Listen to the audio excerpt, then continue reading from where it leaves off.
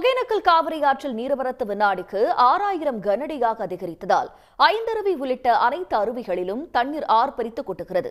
இது பற்றிய தகவல்களை தருவதற்காக செய்தியாளர் திருமலை வாசன் இணைக்கிறார். திருமலை வாசன், ஒகேனக்கல்லில் தற்போது தண்ணீர் ஆர்ப்பரித்து கொட்டக்கூடிய நிலையில் சுற்றுலா பயணிகளுக்கான அனுமதி நீடிக்கிறதா? விவரங்கள். தொடர் கனமழையின் காரணமாக ஒகேனக்கல் காவிரி ஆற்றில் நீர்வரத்து அதிகரித்துள்ளது.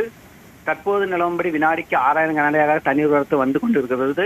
நேற்று மாலை 5000 கனஅடியாக இந்த நீர்வரத்து அதிக கனமழையின் காரணமாக 6000 கனஅடியாக தண்ணீர் வரத்து வந்து கொண்டிருக்கிறது.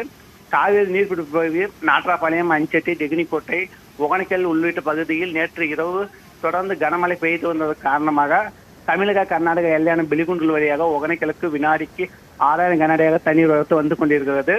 அதிக நீர்வரத்தின் காரணமாக ஒகேனக்கலில் உள்ள 5 அருவி, ஐவர்பணி, சினி அருவி, மெயின் அருவி உள்ளிட்ட அருவிகளில் தண்ணீர் அதிகரித்துக் கொண்டிருக்கிறது.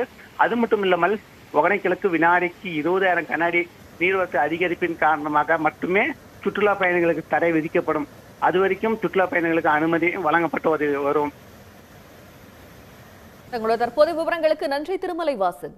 உடனுக்குடன் செய்திகளை தெரிந்து கொள்ள சன் நியூஸ் பெல் ஐகானை கிளிக் பண்ணுங்க.